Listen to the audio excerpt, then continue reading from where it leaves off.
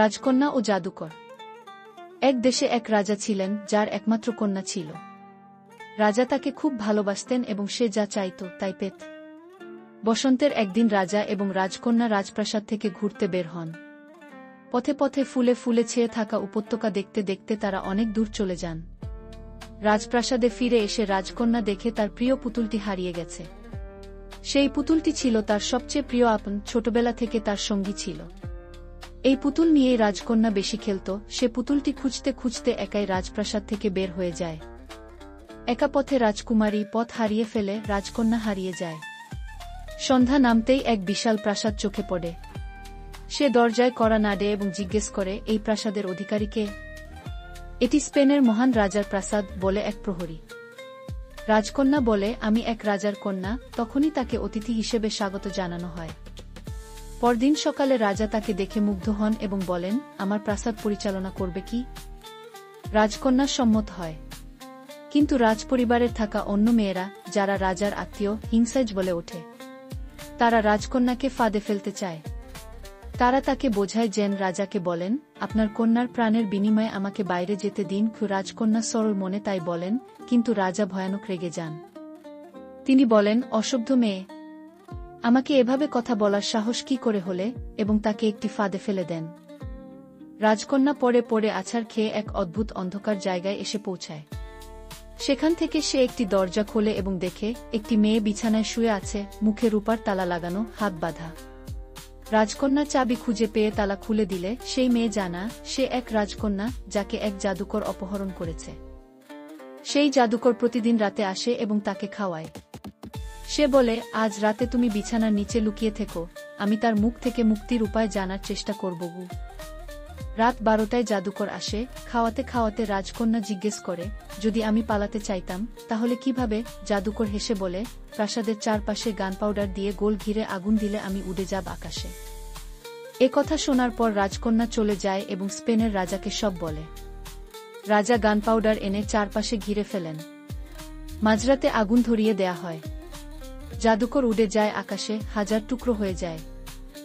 দুই রাজকন্যা চোখ মুখ পোড়া, পোশাক ছেঁড়া হলেও আনন্দে হেসে উঠে। রাজা তখন বলে, তুমি আমার কন্যা, আমার মৃত্যুর পর রাজ্য তোমার হবে গু। কিন্তু রাজকন্যা বলে, আমি নিজেও এক রাজার কন্যা, আমি নিজ রাজ্য ফিরে যাব। এরপর মহোৎসব শুরু হয়, গান, নাচ আর আনন্দে বহুদিন কেটে যায়। আর এই গল্প চারদিকে ছড়িয়ে পড়ে, সাহসী রাজকন্যার গুণগান করতে করতে। এর পরের ঘটনা আরেক দেশ, বঙ্গোপসাগর ঘেঁষে একটি দেশ ছিল, তার নাম বাংলাদেশে। সেই দেশের রাজা ছিলেন গিরগিজ, যার একমাত্র কন্যা ছিল। সেই রাজকন্যা ছিল অতুলনীয় রূপবতী। তার 18তম জন্মদিনের সংবাদ এল, তুরস্কের রাজা তাকে বিয়ে করতে চান। তুর্কি বর আমি চাই না বলেই রাজকন্যা প্রস্তাবটি প্রত্যাখ্যান করলেন। এই ঘটনার কিছুদিন পর থেকেই তিনি অসুস্থ হয়ে পড়লেন, যিনি এর আগে কখনো অসুস্থ হননি। রাজা সারা দেশ থেকে নামকরা চিকিৎসকদের ডেকে আনালেন রাজকন্যার চিকিৎসা করার জন্য, কিন্তু কেউই রাজকন্যার রোগ নির্ণয় করতে পারল না, আর সঠিক চিকিৎসাও দিতে পারল না। তিনি রেশমের চাদরে শুয়ে থাকতেন, চোখ ঘুরত, শরীর কাঁপত, হাত পা জট পাকিয়ে থাকত। তার বাবা মহারাজা দুশ্চিন্তায় পড়ে গেলেন, আর তখন তিনি তার রাজধানীর জ্ঞানীগুণীদের ডেকে পাঠালেন। বললেন, হে আমার বন্ধুরা, দেশের বিপদের সময় যেমন পাশে দাঁড়িয়েছিলে, আজ আমার ব্যক্তিগত দুর্দিনেও আমাকে সঠিক দিশা দেখাও। বলো আমি কি করব? সবাই একসঙ্গে বললেন, মহারাজ, সেই রাজকন্যাকে খুঁজে বের করুন যিনি স্পেনের রাজকন্যাকে এক ভয়ঙ্কর জাদুকরের হাত থেকে উদ্ধার করেছিলেন। তিনিই উপায় জানেন, কারণ সেই কন্যার কীর্তি ইতোমধ্যে বিশ্বের সর্বত্র ছড়িয়ে পড়েছিল। রাজা সঙ্গে সঙ্গে জাহাজ প্রস্তুত করালেন তাকে খুঁজে আনার জন্য। বললেন, বাতি বাস্ত হে বললেন, যদি স্পেনের রাজা তাকে পাঠাতে না চান তাহলে যুদ্ধ করব। জাহাজগুলো রওনা হয়ে দ্রুত স্পেনে পৌঁছে গেল। তোপধ্বনির মাধ্যমে অভিবাদন জানানো হল। দূত গিয়ে রাজাকে এক গোপন সিল করা চিঠি দিল। রাজা চিঠি খুলে পড়লেন, কিন্তু রেগে গিয়ে বললেন, আমি যুদ্ধ করব, তবু আমার দত্তক কন্যাকে বাংলাদেশে পাঠাব না, এবং চিঠিটা ছিঁড়ে ফেললেন সঙ্গে সঙ্গে। পর্দার আড়াল থেকে রাজকন্যা এসে জিজ্ঞেস করলেন, কি হয়েছে রাজপিতা? রাজা বললেন, এক রাজা তার রাজকন্যাকে বাঁচাত, তোমাকে তার চিকিৎসার জন্য নিয়ে যেতে চাই, কিন্তু আমি তোমাকে যেতে দেব না, প্রয়োজনে জোদত করব।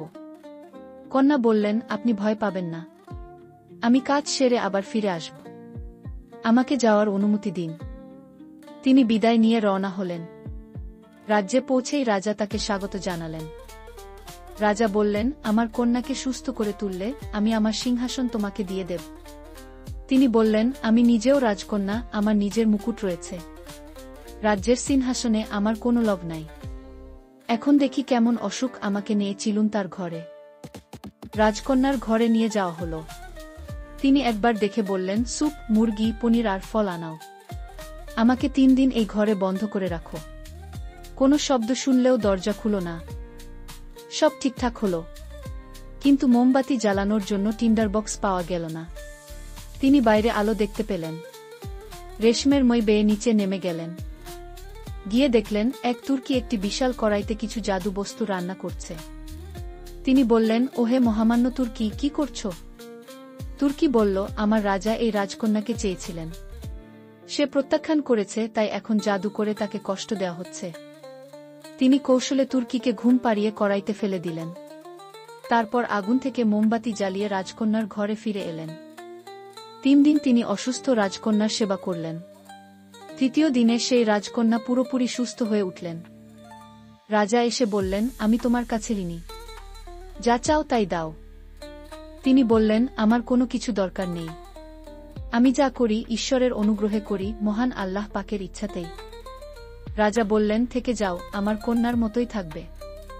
কিন্তু তিনি বললেন, আপনি তো আমার বাবাকে যুদ্ধের হুমকি দিয়েছিলেন। এখন যদি আমি না ফিরে যাই, তিনিও যুদ্ধ ঘোষণা করবেন। তিনি ভাববেন আপনি আমাকে বাধ্য করেছেন থাকতে, তাই আমাকে ফিরে যেতেই হবে। রাজা সম্মতি দিলেন। সম্মান দিয়ে উপহারসহ বাংলাদেশ থেকে তিনি নিজ রাজ্যে স্পেনে ফিরে গেলেন। ভিডিওটি ভালো লাগলে এডুকেশন বাংলা চ্যানেলটি সাবস্ক্রাইব করুন। নিয়মিত ভিডিও পেতে বেল বাটনটি ক্লিক করুন।